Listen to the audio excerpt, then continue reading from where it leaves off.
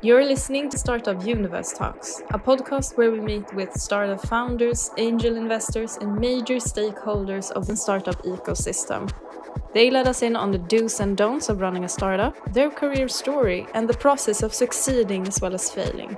In other words, everything of interest to startup nerds.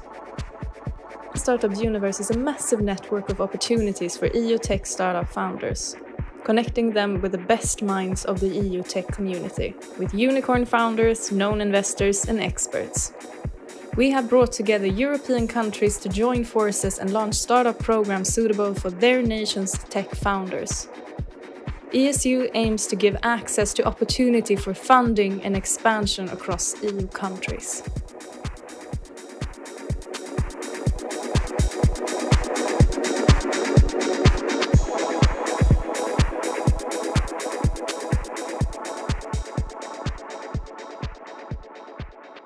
This is Startup Universe Talks. I'm Maritza, and today I'm here with Sanna Bedi from UNICEF Venture Fund. Thank you so much for being here. Thank you so much, Maritza, for having me. It's a pleasure. It's a pleasure to have you. Can you begin by telling everyone about what you do at UNICEF Venture Fund? Sure. So I work for the UNICEF Venture Fund, which is now about 7 years old. We have been making investments in early stage frontier technology solutions. And by that, we mean we really look at cutting edge solutions, which are at the intersection of $100 billion industries and have the potential to impact 1 billion lives. What that means is we're looking at technologies that can reach as many people as effectively as possible and create a positive impact. So we're looking at technologies like blockchain, drones, data science, virtual and extended reality, with the goal that they can make a positive impact on people's lives and reach the most vulnerable children. So, and you are having a special focus on children and women. Why is this so important to put this extra work into these groups? Well, we think, as UNICEF, of course, our mandate is for children. But beyond that, we think that technology provides us with a new way to address new challenges that we're facing in today's world. One is just the consequence of technology. So that they're like simple challenges, and then there are also effective ways of doing regular programming. So for example, if we're talking about education, we're talking about learning outcomes, there's a lot that technology can offer. And then on the other hand, with the rapid use and uptake of technology, there is the associated risk of children engaging with technology. So how are we ensuring that it's safe? How are we ensuring that children are coming online but are in a safe environment? I think we can use technology positively to ensure that you're making that experience really great and actually providing us with exponential results. So there's definitely something to say for the fact that technology helps us solve existing challenges in new and efficient ways, but also helps us address new challenges that we're facing by making the most of tech. And our focus from the Innovation Fund is to invest in only UNICEF program countries. What that means is we invest in countries where UNICEF has a programmatic presence. You can understand that by and large as developing countries. And our goal here in these countries is to be able to really build up entrepreneurship, build up the local ecosystem so that we're letting local solutions be created to solve local problems. It really helps us. We feel like there's definitely a benefit in creating entrepreneurship and technology communities that can then help solve challenges in their spaces. And the fact that you mentioned women, of course, that's a very big priority for us. A few years ago, we launched a smart investing campaign for the Innovation Fund. The reason we did that was back in the day, I think that was January 2019, 30% of our portfolio was female-led founders. And we saw that as a problem. We saw that being problematic, although that is still higher than industry standards. It is much higher than industry standards, but we still felt like we need to do better.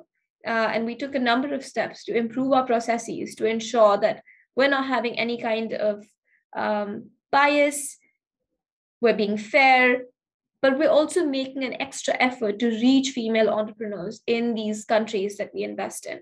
So we made that extra effort, and happy to share that over the past 3 years now, we are currently at 43%. Our target is to reach a 50%, and we're still short of it, but we're working very hard to get there. But just so if you look at just our investments in the past year, 63% were female-led solution. So we're getting there. It's a slow process, but we're sure to get there soon.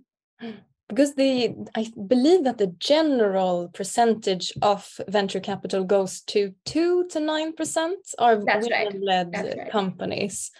Do you have any tips and strategies to share with other venture funds on how to raise this number? For sure. Well, there's plenty that we do. So just a few things that I think have helped us as a team. I think one is just, reviewing your processes, reviewing who's your investment team, ensuring that there's a fair gender balance, but also some kind of, there's no unconscious bias, even if it's a team of women. We are a team of majority women at the venture fund, and yet I think there's something to say about ensuring that there's no unconscious bias. That's number one. And we actually did, and we regularly do these trainings, online trainings for the team, and we sit together as a team and we do that pretty often. So that's one. The second is streamlining your processes to ensure that your processes are accessible and are reaching the right people. So from the sourcing angle, which is what I do for the fund, ensuring that you're reaching the right pipelines, you're reaching the right networks to be able to reach female founders, to then also reviewing how you do your reviews, how you review those applications. I don't think we say that we should just move a company forward because it's a female-led company. I don't think we should make investments just because it's female-founded. But I think that there's some benefit and there's some advantage in progressing these companies to a stage where you can at least speak with the female founders. Sometimes maybe it's not just the application. Sometimes you need to, give them a chance to ask them a few additional questions, hear those responses, and then make a decision. So I think we've tried to do that in our processes. So I think that's another good one. And the third and final one I would share is really showcasing the impact female founders are able to generate. Our female founders are generating enormous amounts of, their companies are generating revenue. These are companies that are reaching the maximum beneficiaries, and yet they are generating the least amount of follow-on funding. So we're clearly seeing a gap in the system. And we're seeing that we have now, earlier we would say, our numbers are not many. We've invested in very few solutions. Now we have a portfolio of about 70 solutions. And yet we're seeing the same trend.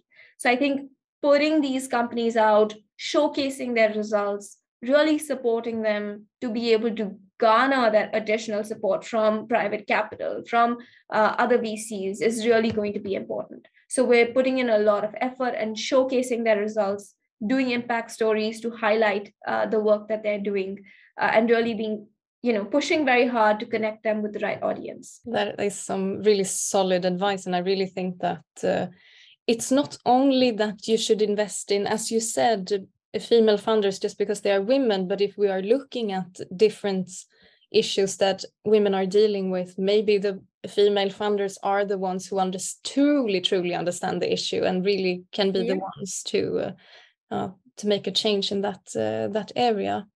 Yeah. The countries that you are cooperating with, can you share a little bit about what these countries are? There are quite many, so you don't have to mention all of them. Yeah, we do have a list. We have 156, I think, if I'm not mistaken, program countries. These are essentially countries where UNICEF is implementing, its programmatic support. So it could be actually enrolling in a education program. It could be actually creating schools or setting up schools. So it can be light touch, or it could be very, very strong programmatic presence. But these are countries where UNICEF is actively engaging. And by and large, you can understand it to be the developing countries across the world. Do you have any presence in Europe? We do have a presence in the Balkan region. So I would say in, towards Western Europe. So we do have, for example, Romania, Serbia, Montenegro on our radar. Okay, that's an impressive list. The startups that you work with, how do you evaluate them before you start working with them and investing? So we have a pretty rigorous process, if I can say so. We first launch what is our first call for applications, which is, it's simply a very brief form just to understand what is the problem you're trying to solve, what is the solution, and how are you using technology in that solution. We put this out for about 2 months, so about 6 to 8 weeks for any new call for applications that we launch. Following the reviews that we get from this, we have a panel of experts who review these companies. We then send them or invite them to what is called the request for proposal stage. That is a more in-depth proposal where we really get into understanding the core of the technology, the core of the results the companies achieved to date, as well as the crux of their product. How does the product work? Where did they get their data from? How is the technology set up? What is your tech stack overall look like? That's really the core of where this discussion happens. So we do a desk review followed by a demo interview. And again, we have a massive panel. So if it's a tech focused call or a thematic focused call, we would have both tech experts as well as thematic leaders who join the demo to speak with these companies, understand their solution, and then we make a decision. Okay. Investment decision. So we go through a few phases. I would say it's about 6 months, the cycle, to actually be able to invest in new companies.